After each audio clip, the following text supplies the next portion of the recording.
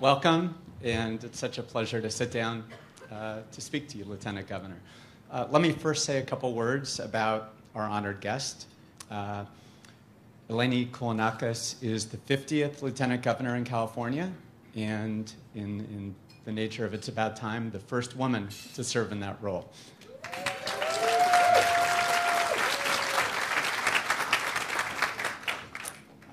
She was elected in 2018 and was sworn in January 2019. From 2010 to 2013, the Lieutenant Governor was Madam Ambassador, served in the Obama administration as Ambassador to Hungary.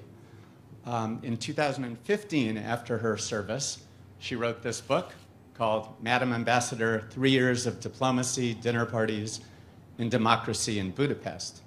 And what you didn't realize, Lieutenant Governor, when you wrote the book is that it was a perfect platform for our lobbying agenda today and our conversation right now.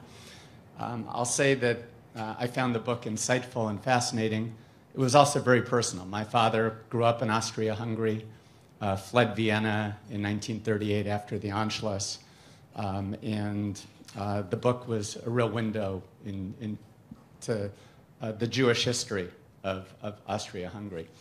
I'd like to begin our conversation with the first of the two pillars that David just described. The first pillar of our agenda today, which is anti-Semitism and hate. And I'd like to begin with the discussion of anti-Semitism and Holocaust education. We've all read much about the resurgence of anti-Semitism in Hungary today. And based upon your years in Budapest and Hungary, I'd be interested in hearing what you believe is fueling anti-Semitism in Hungary today. And to make this a compound question, whether you see those factors at play here in the United States. Well, good morning, everyone. Good morning, Marty. Thank you so much for having me. It's great to be with you. It's great to see everyone here back together after several years of not being able to have you here in Sacramento. So first, let me just say thank you to all of you for your organizing your work and your incredible commitment to human rights and justice. So when I wrote my book, it really was this feeling that I had this incredible experience having been U.S. Ambassador in Hungary, and that if I didn't write it down, I would forget. And not just forget the things that had happened, the people I met, the things I saw, the stories I learned, the lessons I learned, but also, you know, when you're a United States ambassador, it feels like you're carrying a very heavy cloak. And it's the mantle of representing the United States. And when you leave that mantle behind. And there's no question that part of wearing the mantle of being the American ambassador in Hungary is dealing on almost a daily basis with the horrific chapter of the Holocaust in Hungary. And there is so much that makes the chapter there particularly horrific. But to me, what I learned was just how beautiful and remarkable and extraordinary and creative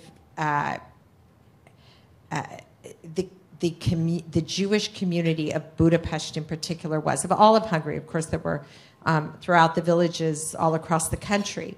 But so integrated, so much a part of the fabric of the culture that you almost couldn't separate out what was Hungarian culture and what was Jewish culture, because they were so interwoven. There were Jewish noble families, there were some of the greatest musicians and composers and writers and artists, and it seemed like it was a place where you couldn't go back from that. And of course, what we know is in particular in the last very tail end of the Second World War, organization of deportation started in Hungary, and about 500,000 Jews were deported over the course of just a few months. If you have been to Auschwitz-Birkenau and you remember the rail lines go all the way inside the gates, that last spur of the rail line was built in anticipation of the deportation of the Hungarian Jews. So to answer your question, when you spend that amount of time in Central Europe and Eastern Europe, you realize that they are weighed down by history in a way that we in California are blessed that we are not weighed down by history in the same way, and that anti-Semitism has been a thread throughout it. So it's not just a resurgence of anti-Semitism in Hungary. Look at this incomprehensible rhetoric from Sergei Lavrov, the foreign minister of Russia. Like it doesn't make any logical sense to our ears. And yet within the context of that history, these are ancient hatreds. And what we have always had in the United States is the opportunity to look toward the future and to leave the past enough that we remember it, but that it doesn't hold us back. But unfortunately, we're starting to see the same kinds of tropes and language and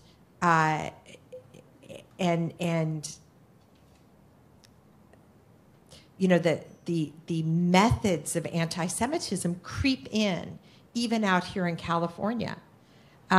So I hope that you take that as a call to action, because I will tell you, I spend most of my time working in and around public higher education, and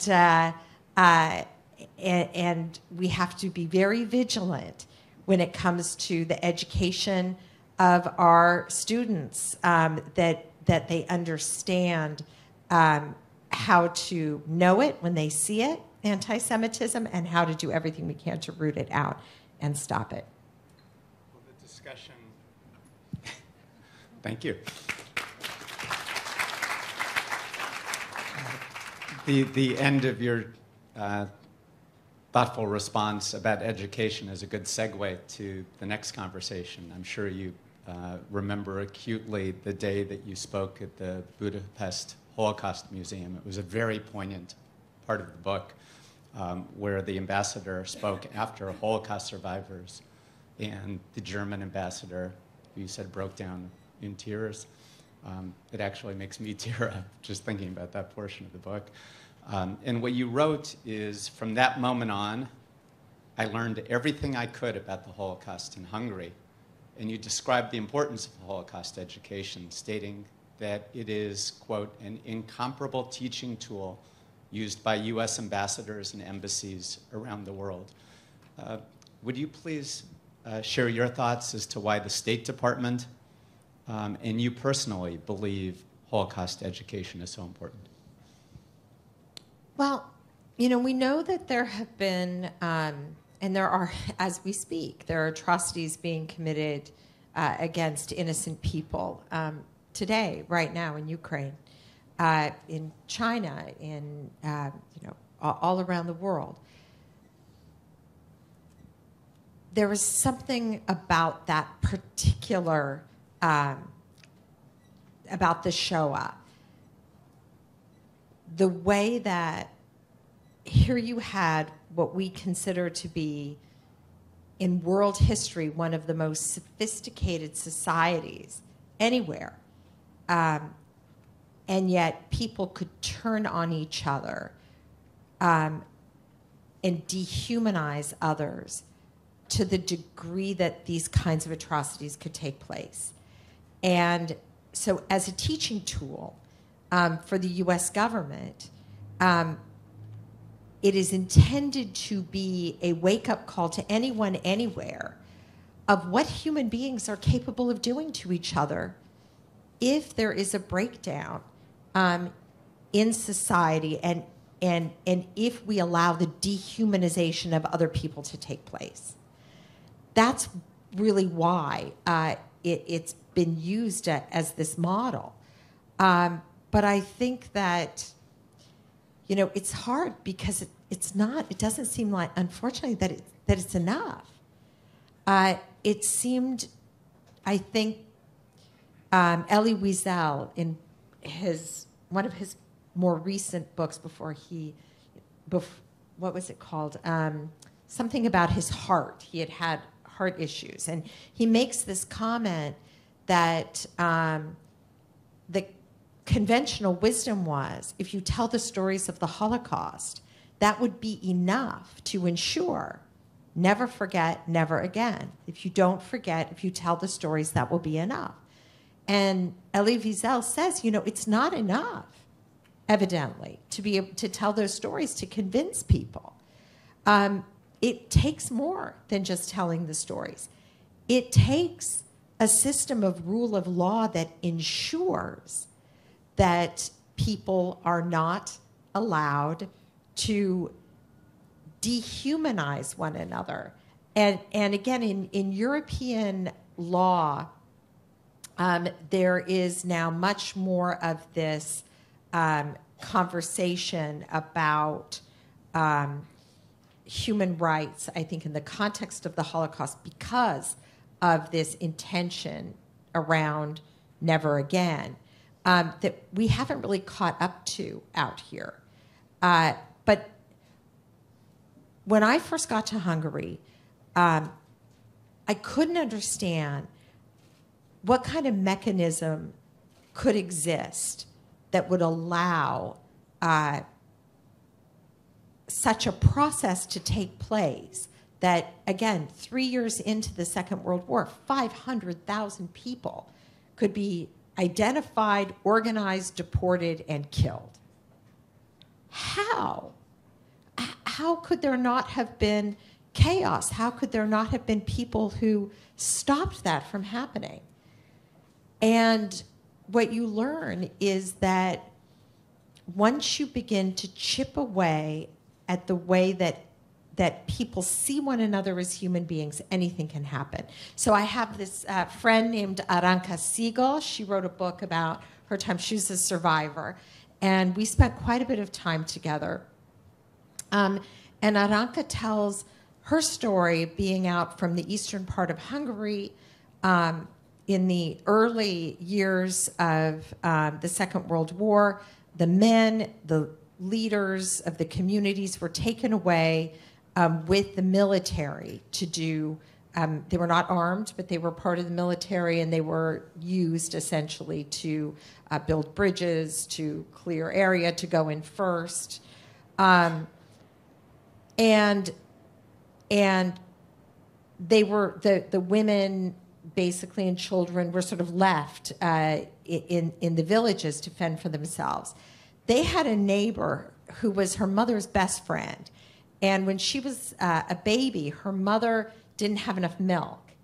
And this neighbor, who was a Christian, fed her as a baby because the mothers were such best friends.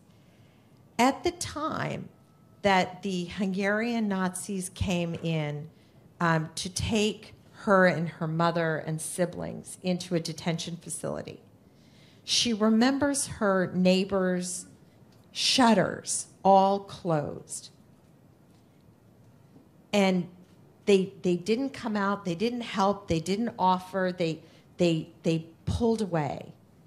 So maybe it was fear, but it really, in the way Aranka tells the story, was more this disintegration of the bonds of friendship and love.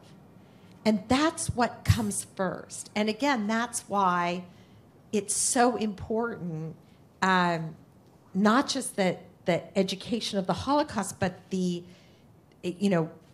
particularly to the way that people see the Jewish community, but again, to this bigger story. And I think that's why it's so important for the United States to tell these stories, because you get to this greater question of how we ensure that we keep societies from falling into that kind of a place where these atrocities can take place. Thank you. Time flies when we're having fun. I'd like to turn to the second central element of our lobbying agenda today, which is to support critical services to immigrants, which follows on the discussion we just had. You wrote in your book that immigrants are a source of strength in our country and that we have benefited from our diversity. It seems such a truism, but sadly is lost on so many today. Based on your experiences, would you please speak to that, including the importance of treating immigrants with dignity and fairness? So let me just say this before we go into that, because I don't talk about Hungary very often, but I do encourage everyone, if you've never been, to go, because there is so much that is still there from the Hungarian Jewish community, synagogues and just incredible reminders of that community. And I always felt that when you kind of go down this path of remembrance and so much horror, that the one thing you can do is remember the lives. And so, again, the way I'm talking, you might think I would never want to go there, but I hope that you do and honor that community and those people who live there, because it truly was terrific. Immigration is part of my story. So my father and both of my husband's parents came to the United States as displaced people. They were DPs. They had refugee status when they came to the United States. And most of our community growing up were part of the Greek community. And so it seemed very normal to me that that's what California really was, this incredibly welcoming place for people who come from anywhere in the world to start their life on their own terms. And what I've also found since serving as lieutenant governor is that we have this incredible story that includes the story of immigration. So 14% of Americans are foreign-born, but in California, it's 27%. We also have this extraordinary system of public higher education. 2.5 million students are currently enrolled just in public higher education in the state of California. And so, to me, the organizing kind of equation of California's success is immigration plus education equals the 5th largest economy in the world. We are this big conveyor belt of energy and enthusiasm and ambition, plus a system of higher education with the CSU, the UC, and our community college system that we funnel people into, and it results in these incredible opportunities for success, but also the regeneration of our incredible economy and the richness of our society. So when everyone says, oh, isn't everybody leaving? Everybody's leaving, everybody's leaving. It's always been the story of California that people come and go. But so long as we continue to be this place of opportunity for immigrants, we will continue to be a state that, again, is both culturally diverse and enriched, and also very powerful in being the place where the future happens first, as the governor likes to say. So my final question was one we're not going to be able to do in 1 minute. It was about democracy in Hungary and the United States. So maybe next year. Is there any final comment you'd like to make to our group? Well, it's interesting that we're all so focused on the question of what makes a healthy democracy. So let me just give one point.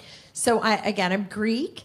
When my husband and I laugh that we're children of refugees to the United States, but we were raised to believe that we are the descendants of Aristotle and Socrates and Alexander the Great.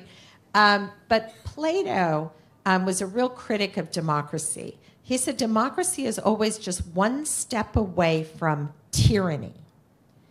And that middle step is chaos.